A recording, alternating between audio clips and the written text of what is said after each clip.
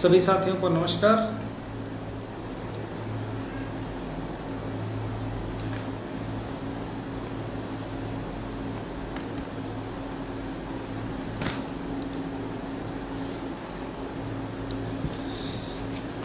जो साथी जुड़ते जा रहे हैं एक बार वीडियो शेयर कर दें ताकि ज़्यादा से ज़्यादा लोग जुड़ सके, क्योंकि हमारे बहुत सारे साथी लगातार जो है फ़ोन मैसेज कर रहे थे कि लाइव आ जाइए लाइव आ जाए। तो जो भी लोग हैं ग्रुप्स वगैरह में जहाँ संभव हो सारे ग्रुप में शेयर कर दीजिए ताकि ज़्यादा से ज़्यादा लोग जुड़ सकें। रमेश भैया नमस्कार, अनिल भाई नमस्कार, प्रमोद भाई नमस्कार, परवेज भाई नमस्कार।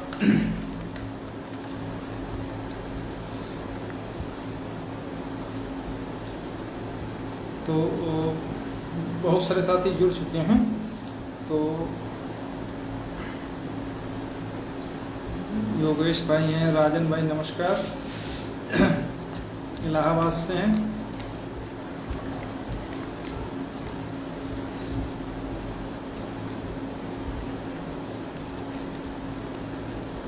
डिसूजा भाई बहुत फ़ोन कर रहे थे कि लाइव आ जाइए लाइव आ जाइए, अभी तक जो है वो भी आ चुके हैं। त्रिलोकी भाई नमस्कार।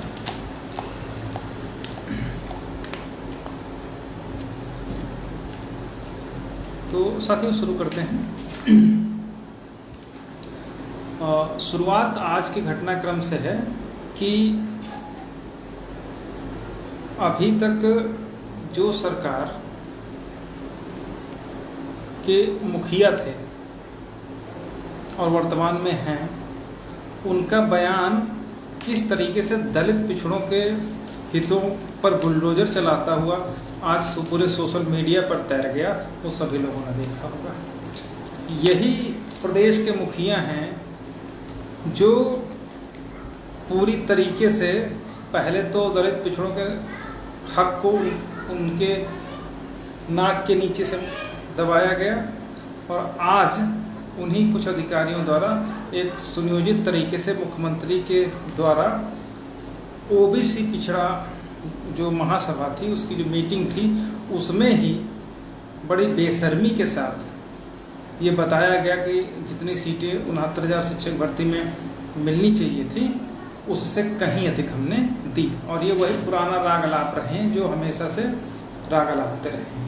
लेकिन सोचने वाली बात ये है कि जो योगी आदित्यनाथ जिनके कहने पर ही आंशिक रूप से त्रुटि सुधारी गई थी आरक्षण घोटाले की, आज क्या कारण रहा कि वो पूरी तरीके से दलित पिछड़ों के अगेंस्ट में बोलने लगे हैं।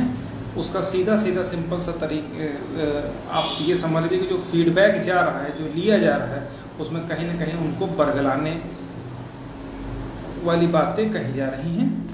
तो सबसे पहले कुछ हमारे साथी ट्विटर के द्वारा सोशल मीडिया के द्वारा उस चीज़ को ट्रोल कर रहे हैं। तो जितने भी लोग हैं, मुख्यमंत्री के पुराने बयान, अधिकारियों के पुराने बयान, पेपर कटिंग्स वगैरह जितनी जो कुछ है, उनको भी आप भी अपने स्तर से सोशल मीडिया पर शेयर करिए और लोगों को बताइए कि किस तरीके से पहले तो कहा जाता है कि इतना घोटाला हुआ, फिर उसको स्वीकार भी किया जाता आंशिक रूप से, और फिर बड़ी ही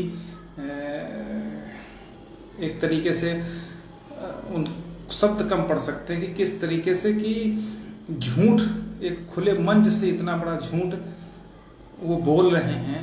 तो निश्चित रूप से भविष्य में हमें लगता है कि अगली बार जब भी समय आएगा तो मोदी जी के बाद उन्हीं का नंबर है।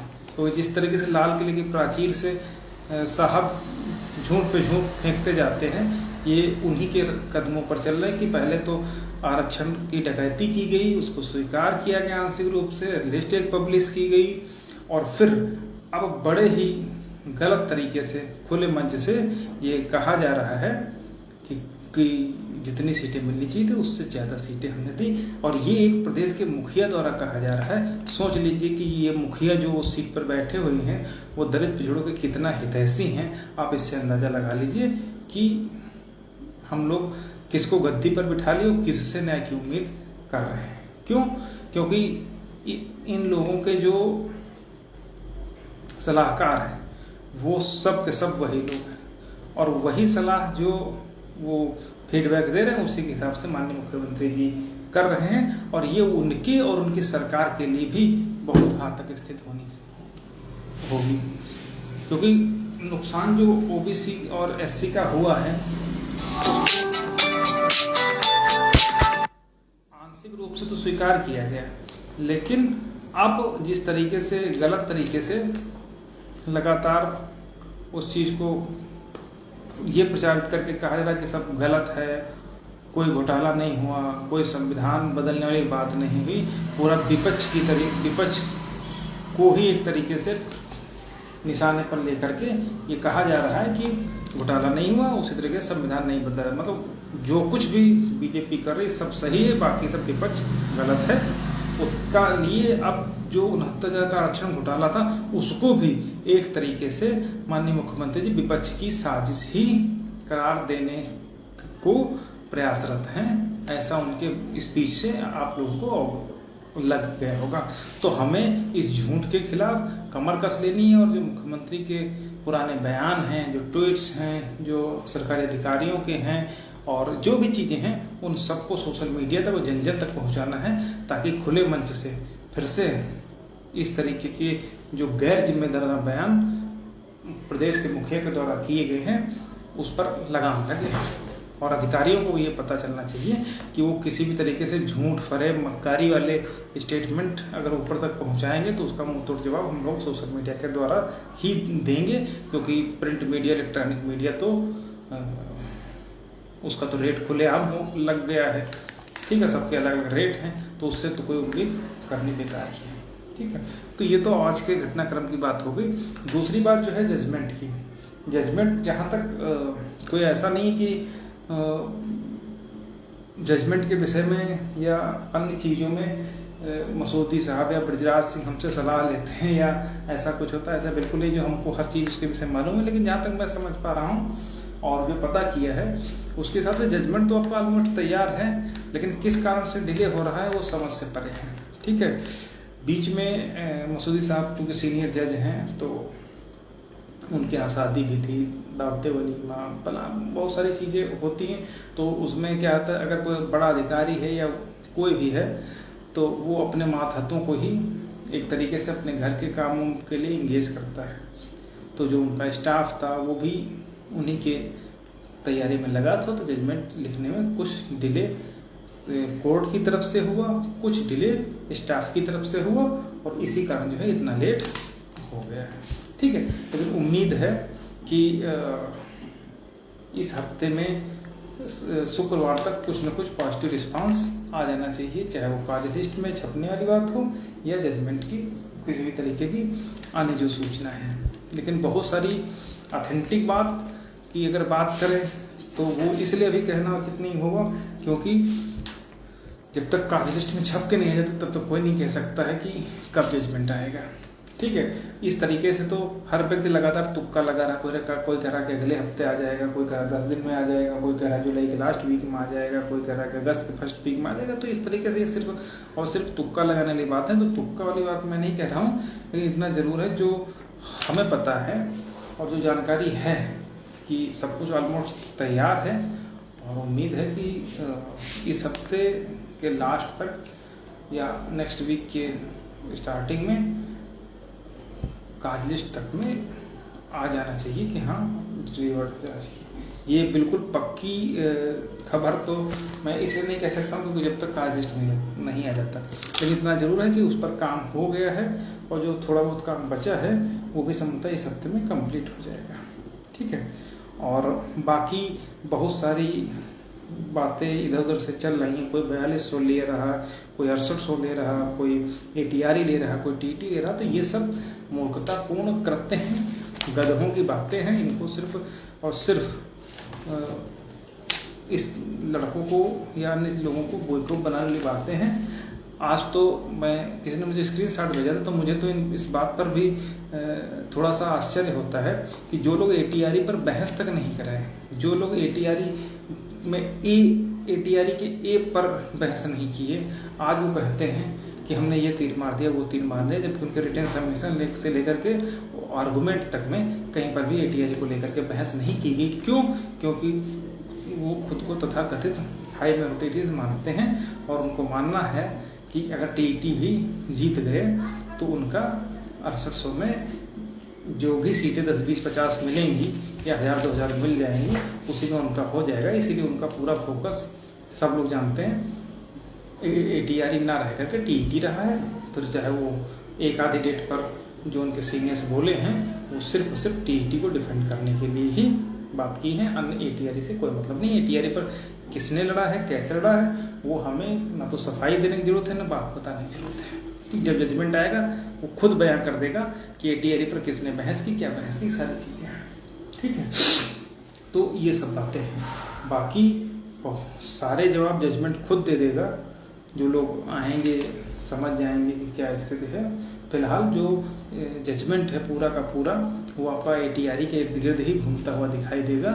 और जो दूसरा बिंदु है कि लिस्ट क्वेस या पिटिशन एकोमोडेशन, उस पर भी हमारी तरफ से रिटर्न सबमिशन में भी दिया गया था। लास्ट में जब कोर्ट वाइंड अप कर रही थी इस मैटर को, तब भी हम लोगों से लास्ट में सारी चीज़ें समराइज करते हुए बातें की थी। तो हम लोग पूरी तरीके से आश्वस्त हैं कि कहीं ना कहीं जजमेंट हम लोगों के फेवर में ही रहने वाला है। लेकिन उसमें ये कुछ तथाकथित लोगों द्वारा ये कहना कि उन्होंने किया, तो वहाँ तो कौन से वकील नाम नोट करवाने वाले थे, कौन से वकील TET पर बात करने वाले थे, वो जो हमारे साथी कोर्ट में लगातार सुनवाई में रहे हैं, उन सबको बहुत अच्छी तरीके से पता है कौन लोग केवल रिट डाल के गायब होने वाले थे। ठीक है, झोला भी जाके बैठ गए, फिर निकल लिए।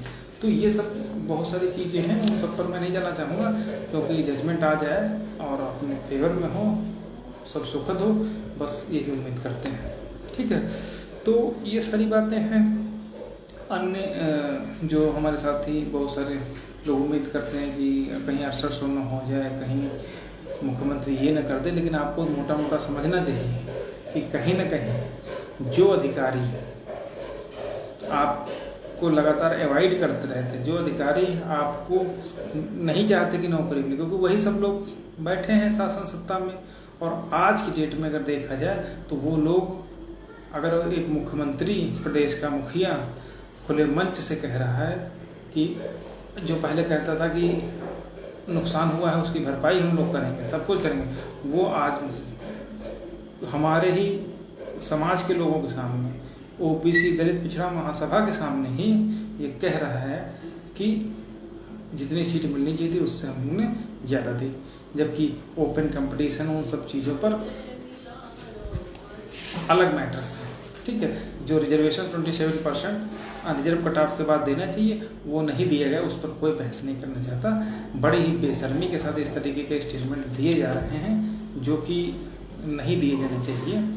लेकिन अब हम लोग उस चीज़ पर बात करेंगे, और इसीलिए शुरुआत में मैंने बताया कि इस चीज़ को जितने भी सब दिए गए हैं, उन सब पेपर्स कटिंग को जहाँ जहाँ पर भी माननीय मुख्यमंत्री द्वारा भी सब किया गया है, वो सोशल मीडिया के थ्रू जन जन तक पहुंचना चाहिए, ताकि इनके जो झूठ का पर्दाफाश होना चाहिए। क्योंकि ये जो सरकार है वो झूठ का ही पुलिंदा बनाती है। कभी हिंदू को मुसलमान खा जाएंगे, कभी यादवों को ठाकुर चबा जाएंगे, कभी पासी चमार को या शेड्यूल कास्ट को यादव और अन्य जातियाँ प्रताड़ित कर देंगी। इन सब पर जो है लड़ाते रहे, और अब आकर के उसी झूठ को इन्होंने आरक्षण घोटाले और संविधान बदलने जैसी बातों पर भी तोड़ निकालने का काम किया है कि जो भी कुछ कहे वो विपक्ष की साजिश है, बाकी कोई मतलब नहीं।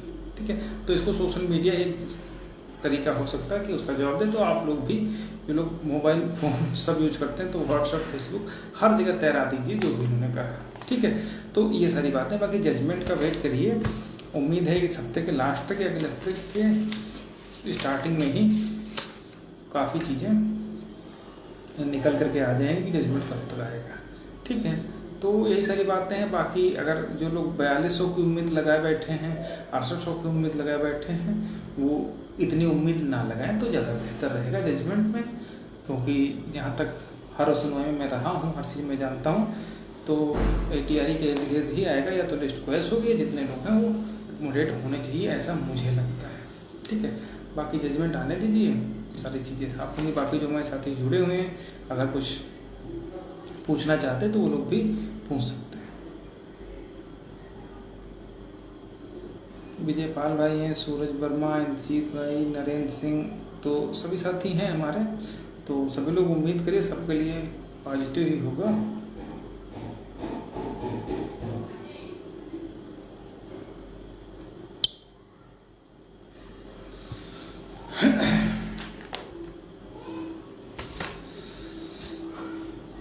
मुस्तकीम भाई हैं, राहुल है, सत्यपाल, पुष्पेंद्र, ये जेलर तो दिखे नहीं कहीं पर। रामविलास भाई हैं, रवि कुशवाहा हैं, रवि गोरखपुर के हैं हमारे भाई। तो सब लोग इंतज़ार करिए थोड़ा सा। अब ऐसा नहीं है कि, और हाँ, एप्लीकेशन को लेकर के बहुत सारे हमारे साथी इस बात पर विचलित हैं कि हमारी तरफ से एप्लीकेशन क्यों नहीं डाली जा रही है। देखिए, जजमेंट है, उस जजमेंट में एप्लीकेशन तभी डाली जा सकती जब उन दोनों लोगों की कोर्ट एक साथ हो, एक जगह जब बैठ रहे होंगे, तो उनकी कंबाइंड जो ज्यूरिसडिक्शन होगा, उस कंबाइंड ज्यूरिसडिक्शन के अंतर्गत ही एप्लीकेशन मूव की जा सकती है। लेकिन अब केवल सिंगल जज के मसूदी साहब यहाँ हैं, बिरजा साहब वहाँ हैं, तो दोनों लोगों की जो कोर्ट है वो अलग अलग है। तो जब तक साथ नहीं बैठेंगे तब तक हम लोग एप्लीकेशन अगर डालेंगे, या हम लोग पूरी तैयारी भी किए थे कि मूव कर देंगे, लेकिन जब रजिस्ट्री में जाकर के पता किया तो यही निकल के आया कि अभी कोई जजमेंट आ जाएगा, अभी कोई इतना लेट नहीं हुआ कि आप एप्लीकेशन लेकर के पहुंच जाओ। एक तो ये बात हुई, और दूसरी बात है कि अगर एप्लीकेशन हम मूव भी कर रहे हैं तो किस कोर्ट में मूव करेंगे, मसूदी साहब की कोर्ट में मूव करेंगे या गुजरात साहब की कोर्ट में मूव करेंगे, क्योंकि दोनों सेपरेट सेपरेट हैं। उनकी बेंच अलग जज के साथ है, उनकी बेंच अलग जज के साथ में। तो वो जो एप्लीकेशन मूव की भी जाएगी वो सीधे सीधे रजिस्ट्री में ही पड़ी रहेगी। उसको रजिस्ट्री कहाँ लिस्टेड करेगी, कोई मतलब ही नहीं।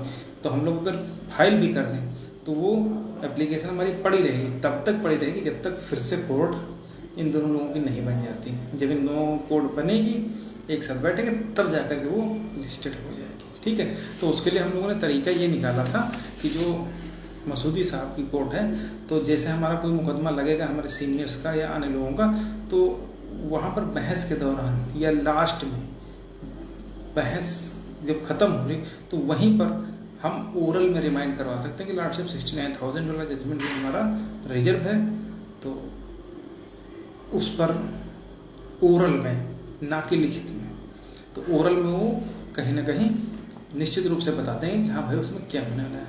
लेकिन उसके लिए हम इंतजार कर रहे हैं कि एटलीस्ट मसूदी साहब की कोर्ट में हमारा कोई या हमारे सीनियर्स का कोई मैटर लिस्टेड हो, तो ओरल में बहस के बाद हम धीरे से निकलते हुए पूछ सकते हैं कि भाई लॉर्डशिप 69,000 वाला हमारा मैटर है, 4 महीने हो गए, तो बस इतना तो खुद कुछ ना कुछ ओरल में चल जाएगा।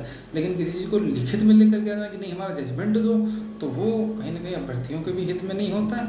और दूसरा, जब तक कोर्ट एक साथ चूँकि है नहीं, तो जाहिर सी बात है कि वो लिस्टेड कहाँ होगी जाकर के, मसूदी साहब की कोर्ट में लिस्टेड होगी कि बजाज साहब की कोर्ट में लिस्टेड होगी। तो उसका सीधा आंसर है कि वो पेंडिंग पड़ी रहेगी तब तक जब तक दोनों बेंच एक साथ नहीं। जिस दिन दोनों बेंच एक साथ बन जाएंगे वो एप्लीकेशन उनके यहाँ लिस्टेड हो जाएगी, तो संभवतः उससे पहले हमारा जजमेंट भी आ जाएगा। तो इस तरीके के क्रियाकलाप करने की जरूरत थी नहीं। और सीनियर्स के द्वारा भी हमने बात की है, तो उन्होंने ये पता कि अगर किसी से हमारा मैटर पे लगा तो हम धीरे से पूछ लेंगे पहली चीज़। और एप्लीकेशन डालने के लिए उन्होंने भी कहा कि जब लगनी ही नहीं है तो उसका कोई मतलब है नहीं, ओरल में पूछा जा सकता है। तो ये सारी बातें इसको समझना चाहिए। और बाकी हमारे एप्लीकेशन फाइल कर देने से कोई बहुत बड़ा हल नहीं निकलने वाला है। एप्लीकेशन क्या 2-3 हज़ार रुपये वकील देंगे, 1,500 मुंसिफ देंगे, उठा कर एप्लीकेशन टाइप करके नोटरी करवा करके और जो भी फॉर्मेलिटीज़ हैं उनको पूरी करके एफिडेविट लगवा कर फाइल कर देगा, लेकिन उसका नतीजा क्या निकलेगा, वो लिस्टेड ही नहीं होगी। ठीक है, तो ये सब चीज़ें हैं, हर चीज़ हम लोग विचार कर चुके हैं, बातचीत कर चुके हैं। और ऐसा नहीं है कि हाँ शांत बैठे हैं, हर चीज़ पे नज़र है, हर चीज़ ध्यान दे रहे हैं। तो उम्मीद करिए कि जल्द से जल्द जजमेंट आ जाए और हम लोगों के जो इतनी दुख कष्ट हैं उन शायद कुछ कम पड़ जाए। तो ठीक है, बहुत बहुत धन्यवाद सभी को। दिनेश भैया नमस्कार, अजीत भाई नमस्कार, अखिलेश भैया जुड़े हैं, मिथुनाथ भाई हैं,